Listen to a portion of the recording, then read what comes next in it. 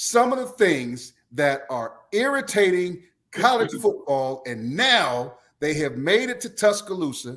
And let's talk about it because it affects who's going to be on the field for all of the, well, more importantly, Alabama. 17 players went into the transfer portal. Ooh. Transfer portal alert. Transfer sports fans. Make sure you subscribe and click because we're about to get down to the butter from the duck on this one. Jonathan, I'm going to start with you. What's going on with all this transfer portal business going down in Tuscaloosa? Talk to me. It's called three letters. It's called NIL is what it's called. That's where probably it starts at. The second thing is I feel like there's a culture shift at Alabama. I feel like you've seen a change in the players the past couple of years. I felt like through the years we've always been great at having that alpha dog on the field to control things. When things get kind of chaotic, I feel like that was kind of lost this year in the Texas A&M game. Will Anderson had to step up when, a lot of people will question, should he be the guy stepping up this early? It probably should have been somebody like Henry To'oTo'o. You had so much experience on the defense to do this. Nobody stepped up to do it. So I see a change in, the culture. Like, even how many times have you seen Nick Saban smile and laugh and after wins through a season before this year? Like, rarely. And now it's like after every win for the first time, Nick Saban is saying, I'm just glad we won the game. I'll be honest with you, hell, at the end of the season, I thought he was going to retire at this point. I'm like, something's going on here. I'm confused on what's going on because you're seeing players not stepping up when they should be stepping up. You're seeing coaches smiling, celebrate. I'm like, okay, this is clearly something we're not used to. But either way, and I feel like the NIL, clearly you don't get on the field, you don't get the bonuses if you sign with Milo's T, 10 catches, whatever it is, that going on. And then I feel like Bill O'Brien and Doug Marrone came over from an NFL perspective, and they're not catering to these kids like a lot of coaches have been in the past. It's moved on. And I feel like for the first time, Alabama is going to have to bring somebody in, or Nick Saban is going to have to really dig deep and figure out, what do these kids want? What's going to make them get better? Because there's a shift in the culture in college football because of the NIL deals. I think we can all kind of agree on that. Right. And, it's too easy for these kids to jump in the portal now. It is. I get it. If the coaches can leave, I get that point. It's been over preached already. But the fact of the matter is it's got to be contained. It's got to be controlled to some extent. Right. So I feel like the big question is, how loyal are you to your program at the end of the day? To at least stick around for a year, maybe, before you jump ship. But yeah, that's it.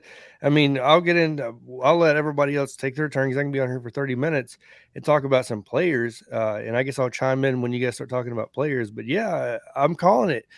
2022 is what I call the Alabama Exodus. Oh, wow. That's what it is. It is what it is. And I feel like somebody's going to come in. Nick Saban's going to bring somebody in, or he's going to have to start bringing in a different type of recruit.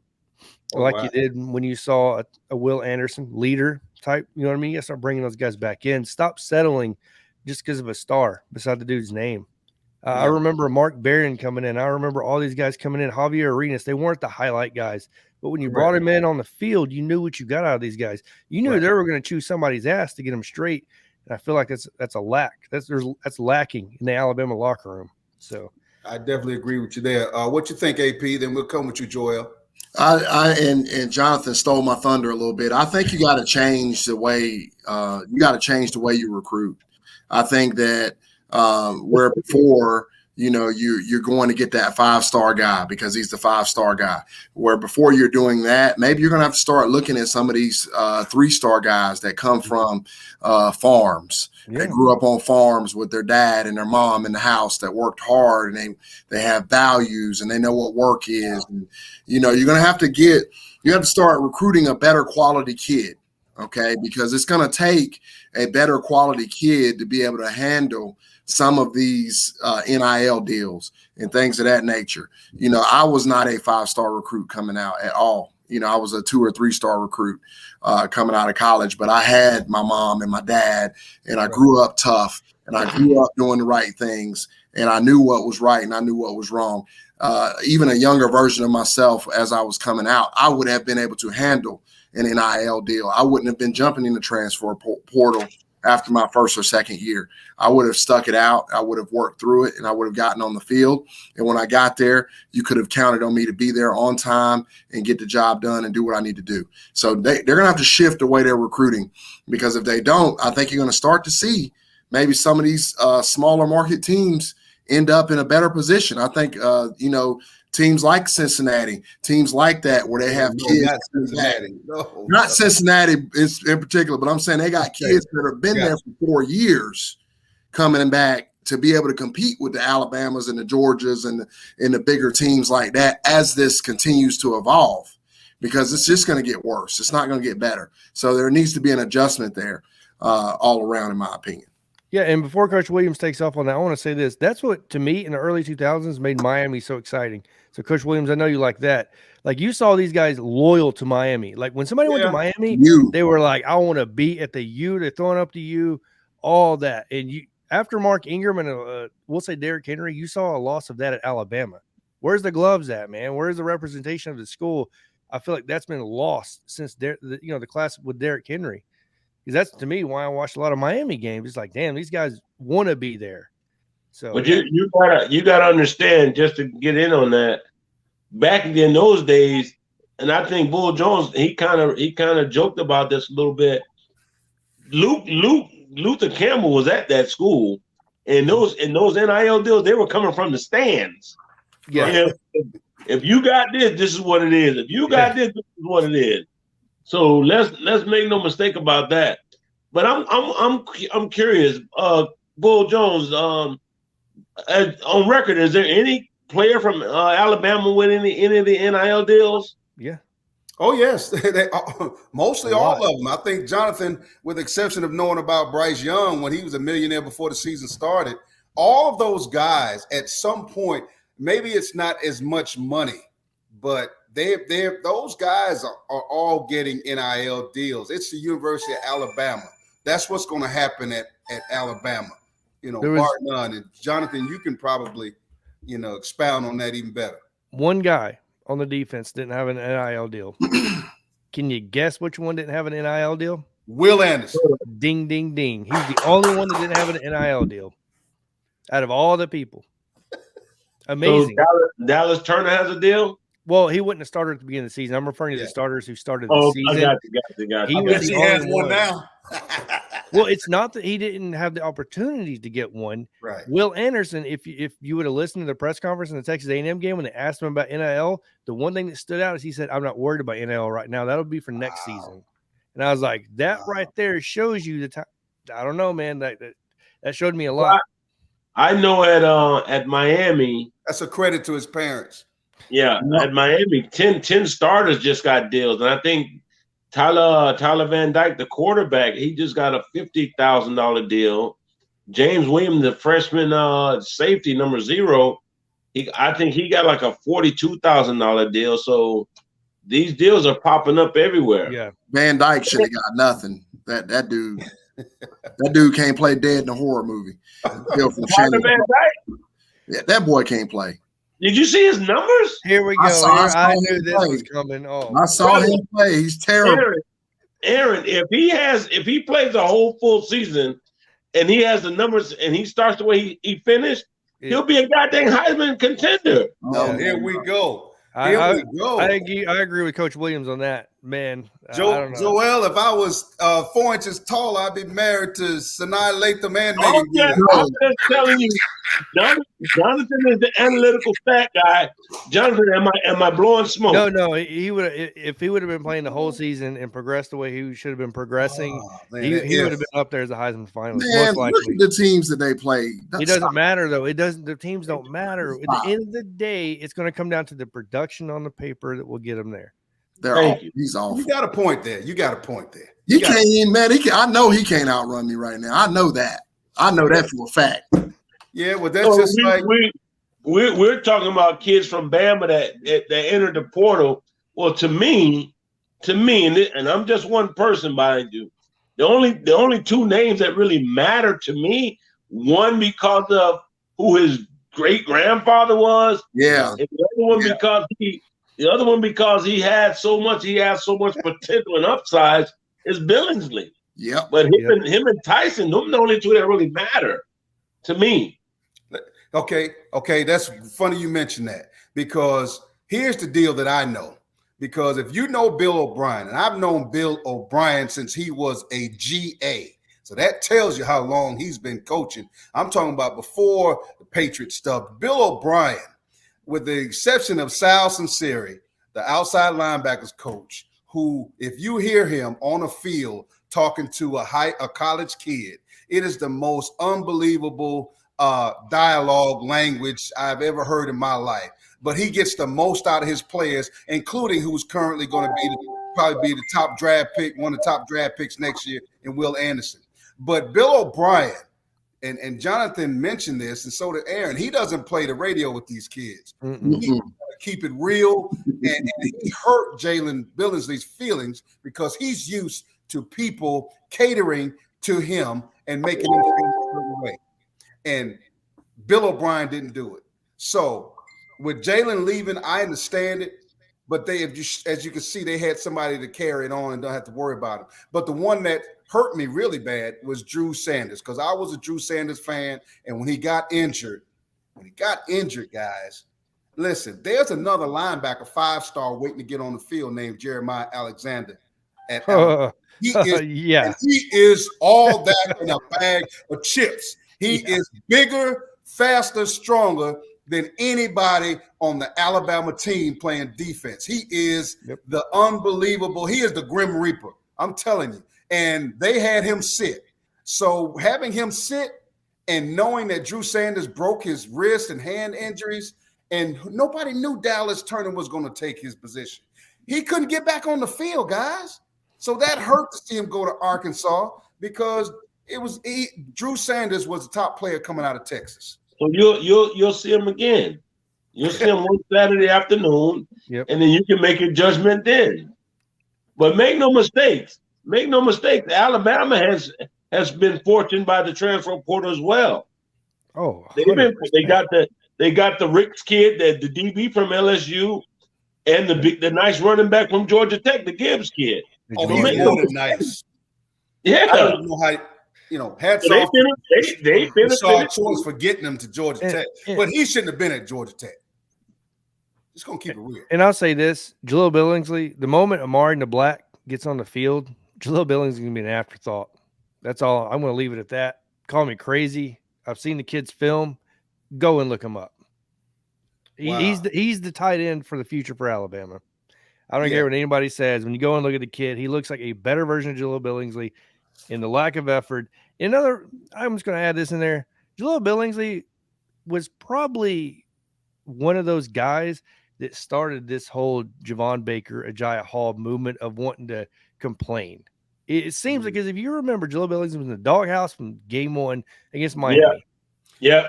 Can I tell you something to echo that and watch this, AP? First of all, with Javon Baker coming from Metro Atlanta, Javon Baker struggled with the playbook. I'm going to leave it there. He struggled with the playbook. Unbelievable talent, unbelievable skill set. He struggled with the playbook. That's why he didn't get on the field. Now, wherever he goes after that, hopefully if they can make it there are great players that struggle with playbooks, but they are great players. Chad Osinko he did one thing in Cincinnati, couldn't do it with the Patriots because of the intricacies of the offense and the sight adjustments in the route running. But Javon Baker, and I'm not saying Bama had anything intricate. I'm just saying he struggled with it. Now, that's the truth. And then some of these kids, 17 kids leaving Alabama, these kids are walk-ons. Hey, a lot more walk-ons. That Alabama had the #1 recruiting class. Correct me if I'm wrong, AP and John. They had the #1 recruiting class last year. Yes. Okay, so these dudes are coming in to start. They're not coming in to sit on no bench. Okay, Baker did play 11 games for the Crimson Tide. Yeah, but he couldn't beat out. He could not beat out. Or let me rephrase it. He did not want to, just like you guys mentioned, he did not want to buy into the process of waiting his turn. How about that? All right. So I got a question for you coaches then. Maybe you can even elaborate on this, Aaron. From somebody that's never coached or played much football, in all honesty, I couldn't.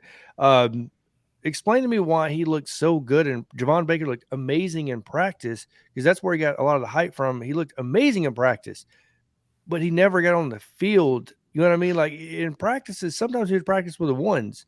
Because you don't go hard. You don't go hard in practice. So the lack of effort? No, because in practice, I'm going to tell you something. When it's an offensive period or when you're doing one-on-ones, they'll tell you, you just want to see the DB in phase. Be in phase. If he catches the ball, let him run the ball. And that's it. Okay. You're not playing hard cover one man football. You're in phase. Okay, that's what we want to see. You open up your hips, you transition. Okay, you're in phase. You played the ball. Okay, he caught the ball. Let him score. That's it. You. Okay, that makes sense. You can, and I can tell you this from a player perspective. You can say all day long, "Hey, I'm gonna go 100% in practice." Nobody's really going 100%. I don't care what anybody said. They can talk all that mess they want to talk about Jerry Rice and LT. You're not going 100%. You're not, because as a player, you got to be out there for 2.5, 3 hours, man. You can't go 100% all practice long. You pass out. Because that'll be like playing goddamn 6 games in a week.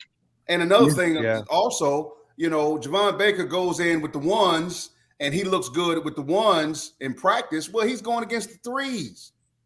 He's not going against the ones. Yeah, I guess that's true. He's going against a walk-on, somebody else's great-great-grandson. No offense. And that JUCO kid. And the low blow. He's still learning. Yeah, and he's like, man, hey, man, I'm just here. I'm on for the ride, So you don't have the true competition unless there is a competition battle where they have to see ones versus ones. Now, there is a controlled scrimmage or practice, scripted stuff for ones against ones, but you're not going to get it all the time at practice. Because matter of fact, after the first week in the fall, technically, not the first week, but you got 1 week in the fall practice where you might see ones against ones, and everybody's got to feel warm and fuzzy about how it looks. And after that, it's over. When they holler the ones, when they holler the 2s, 3s, you all run out there like ants in formation on the field. Okay, and as a coach, when I call for the 3s, that don't mean that a 2 is going to slip into with the 3s, or 4 if we have them in, it's going to slip in with the 3, meaning the third stringers. Sports fans, and I know I'm just saying that because I know we get to talking football. My wife told me sometimes y'all start talking football and y'all getting talking X and O's dialogue. Well, the 3s are the third stringers, 2s are the second stringers, and 1s are the first stringers. So Javon, but that doesn't take away from his skill set. Maybe it's better in a different place where he can be able to exercise those things. But of these 17 kids that are leaving Alabama, I think it's offensive to even put them in the group because some of these kids, I'm counting 6 kids that were walk-ons. So a lot of ones that are leaving were walk-ons. So with the exception of Billingsley, and nothing against Tyson. Okay, we want to see that kid play. He's going to Arizona State, so evidently Herm Edwards thought a lot about him. So I mean, maybe the kid will get a chance because what Bama has coming in. And what's already there, I'm telling you all, Jeremiah Alexander is the true meaning. What's the name of the linebacker that played with the Redskins? I can't remember his name. He was unbelievably sized linebacker, just ran through people. Justin Houston? Number 55 for the Washington Redskins when he played. He played during the Hogs or what? Yeah, no, not during the Hogs. It was named LeVar Arrington. You ain't talking about LeVar Arrington. He looks like LeVar Arrington. Because that dude's big, man. That dude's like LeVar Arrington is big. This kid is big. No, he's big like that. Whoa! He running. He is big. I remember him at Penn State. Somebody child gonna get hurt. Jeremiah Alexander, I'll be honest, if you go and watch his film, the dude looks like a grown man. He looks like Kendrick Blackshire if you're keeping up with the middle linebackers at Alabama. Like he looks pro ready now as far as size goes. I think he's what 6'2.5", 6'3", 235. Yes. Like he's pretty big already.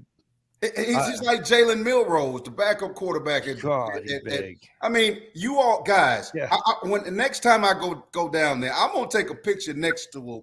And I got a picture of him, but just to watch this kid, he looked like an outside linebacker. Yeah, I mean that's how big he is. huge. And he doesn't look like a quarterback. Quarterbacks are not supposed to have all those muscles and all that stuff. That's not what they do. Well, this kid does not look like a quarterback. Now, currently he's the backup, but they got another Superman coming in. Tyson.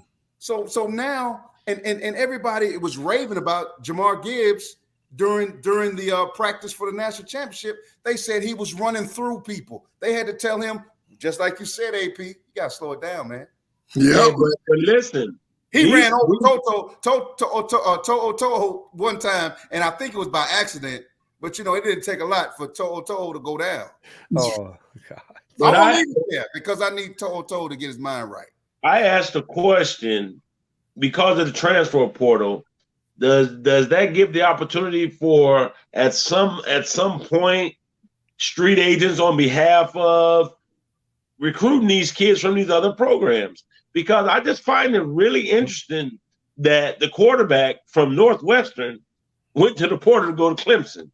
I find that very interesting. Like all of a sudden now you got out of Northwestern, Joel. Where's he out of? I know. I'm just saying. I'm just being. Clemson originally recruited that kid. But that's what I'm getting at.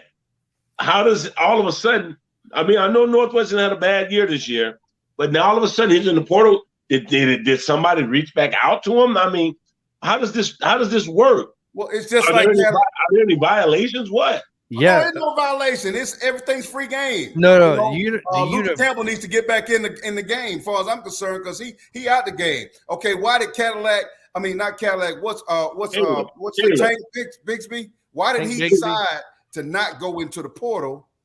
And because I know how much money it's not even alleged anymore. You talking about the Auburn kid, right? Yeah, the running back. Why did he decide to go back? He got dollars. Do you know how much he's getting paid a month? He got Hunter money. So let me ask you this. Let's flip it to the Bulldogs real quick. Let's flip it to them. A shocking news today came down the wire. Guess who's not leaving? Stetson Bennett. It's been reported that he's staying. It came down this evening. He's made the decision to come back. So you got Smith, the cornerback, coming back. You got Carter coming back. You got Smith, the defensive end, the rush backer, coming back. You got a few people coming back. But on the flip side of that, JT Daniels decided to leave. And your thoughts on that, AP, and then you, Joel, and then Jonathan. I think that was a great business decision by Stetson Bennett. I think Stetson Bennett did a tremendous thing by staying. He's going to end up improving his draft stock dramatically. Will probably be in the national championship game again next season, probably against Alabama again. But he did a good thing.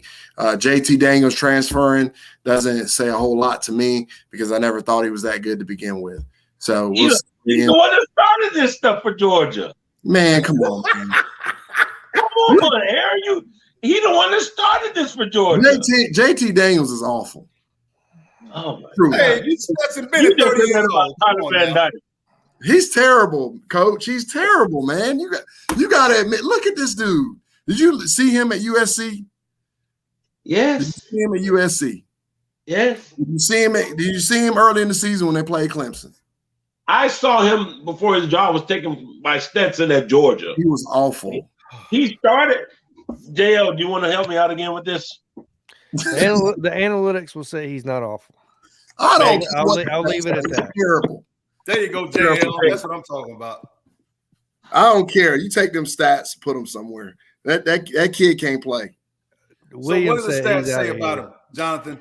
I can bring him up. Let me bring him up real quick. Coach Williams said he's out of here. He bounced on you. Y'all came off the edge and blindsided him. Let me see here. Let me bring him up real quick. So JT Daniels. And they don't have a lot of kids leaving entering the transfer portal. But of course, they just won that championship.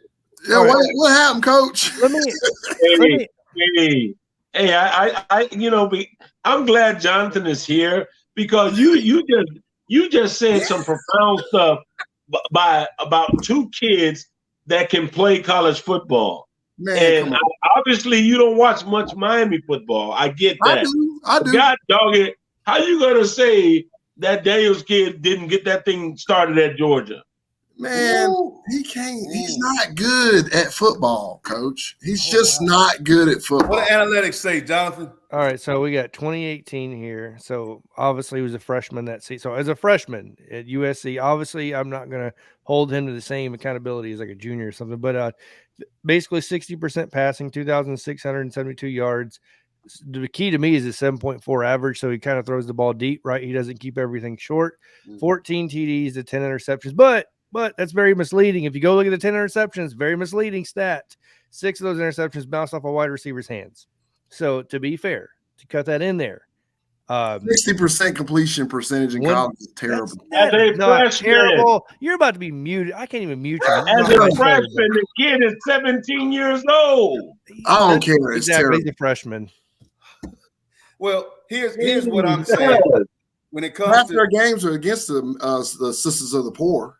Oh, come on, man. Still D1 football. Let's look at these stats when they actually play actual football teams, and then you come talk to me about how good he is. Oh man. Well, anyway, don't be surprised if you see JT Daniels at an HBCU team. What? Hang on. I said it first. I said it first. I said it first. Is he going to play for Deion? Are you saying Deion? Hey, my show just went. Hey, what? I said it first. See, that's what happens when you say stuff. I'm just trying to tell you. To respond to that, to be honest with you, but okay. Where is he going to play for him? He's going to go to Jackson State and sit behind Deion Sanders. He won't sit behind him. He won't sit behind him because he ain't transferring to Deion. Deion ain't benching his son. He plays a position that it's all about stats, how you hand the ball, or how you throw the ball, how you control the offense. That's it. If you can throw the deep ball, if you can throw the short stuff, that's it. It doesn't matter where this kid plays, as long as he gets the numbers. It doesn't matter who he's playing against, as long as he gets the numbers. Listen, if if Deion will have him, I think it will be a great fit. Oh my God. I'm not necessarily thinking about Deion. What is going on here? Like, I'm just telling you. Hugh Jackson, I keep my ear to the ground. Don't be surprised if he ends up at HBCU. If he does, I'm getting me a Coach Williams shirt made. I'm gonna be like, I want you all to be wearing a Coach Williams shirt. Hey, you got it. You got it. If he shows up at a HSBC or whatever, HBCU. HBCU. Hey, listen. If he ends up at HBCU, I'm gonna go ahead and just tell you right now. All my coworkers jealous because I still have hair on my head, so I'm gonna shave all the hair off my head. How about that? Yeah, they all jealous, and then I don't have any gray, so they just so jealous. So guess what?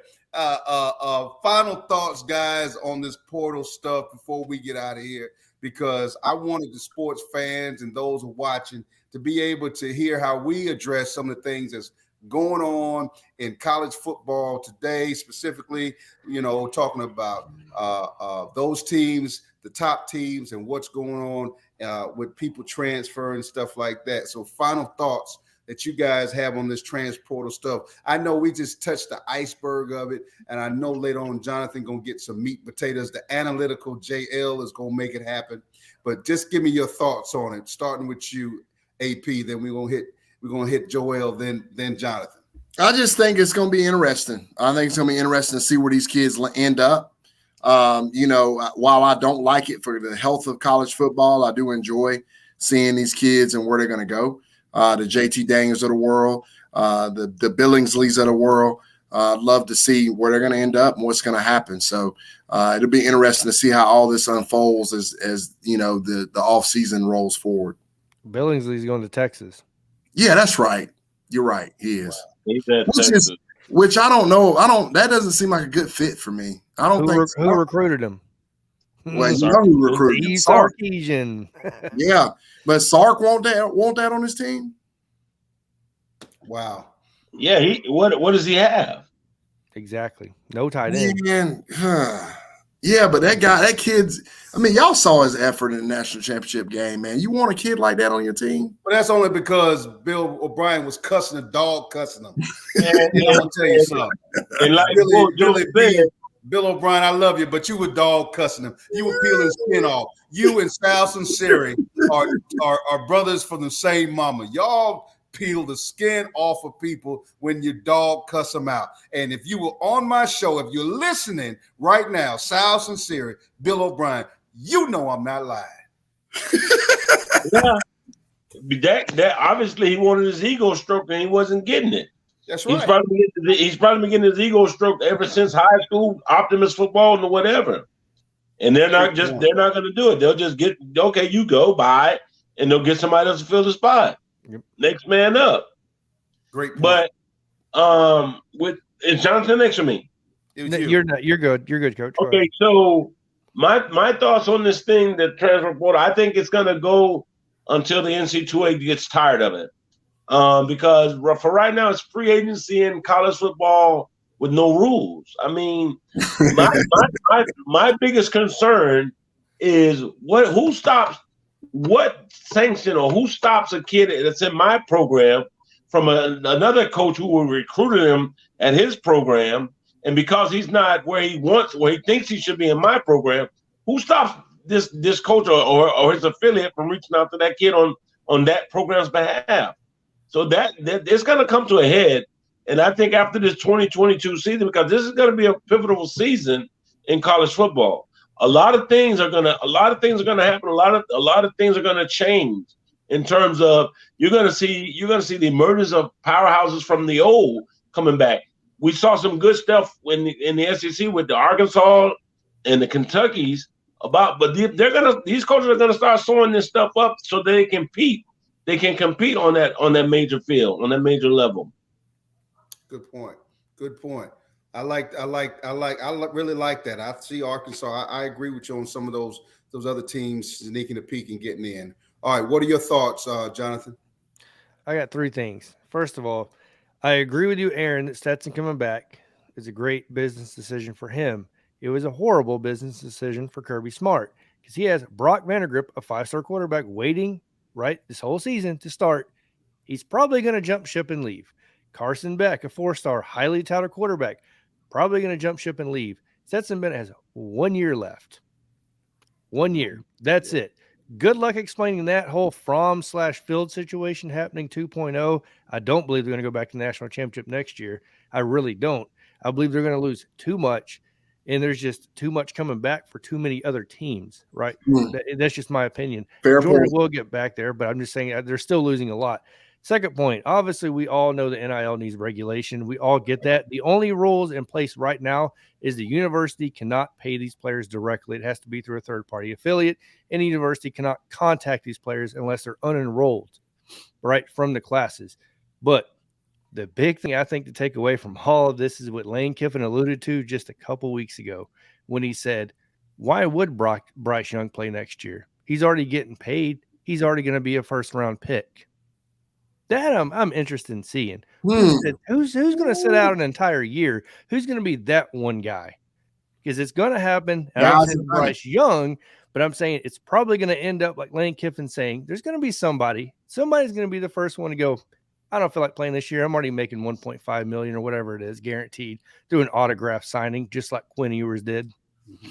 So, yeah. Oh, my gosh. That is a great Pandora's box that you just opened, Jonathan. Oh, my God. And that's why I like having you guys. Man, I love the minds coming together. All right, well, I'm going to close it off. Y'all got to hear this one. I hope y'all sitting down ready for this. Here's my feeling about the transfer portal.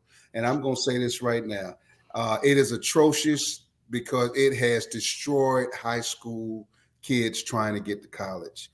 It hurts my heart. And if you're not a top 5, if you're not a 5-star or 4-star, or a 3-star that everybody feels that you might become a 4-star, you have no chance. And you know what? possibly your chances of playing collegiate football have just taken a 50% drop. And that is a tragedy because now the whole process of recruiting, it is ridiculous. If I had my say so, I would make it so if you have to be a junior in years that you have been on that campus before you can be allowed to go in any transfer portal. You would have to be a junior. Now you smack it up and flip it any way you want. You can be all this third year junior, a red shirt, medical. If your tail has been on that campus, I don't give a flip for 3 years. That's the only way you should be able to go ahead and hit a transfer portal. Because if you've been there 3 years and you haven't proven to a coach that your behind needs to be starting, then you need to get the heck on. Not a red shirt this, a red shirt that, a red shirt junior, red shirt sophomore. There's nowhere in the heck that there should be a 6-year kid starting at quarterback in Georgia this fall. It just shouldn't happen.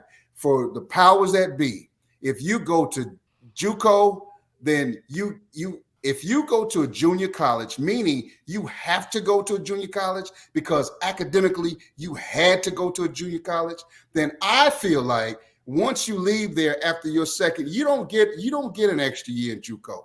It is what it is. You didn't get your butt right academically in the classroom when you were there for 4 doggone years because you were listening to what everybody told you could be. You got 2 years of JUCO, and then you got to get your butt out of there. And wherever you go, whether whatever four-year institution you go to, you're not allowed to have. You can't go into a transfer portal. You're there, Jack. You better get it right. Figure out a way to get it done. Our kids are not learning how to deal with adversity. Mm-mm. That's the biggest problem, fellas. You just like, you pat them on the back. As soon as you chew their butt out, now they're going to transfer somewhere. Yep. Okay. Yep. No, they cannot face adversity. And all they want to do is play on the Xbox, Madden games. And when they get tired of the game kicking there, you know what? They hit reset or they turn the game off.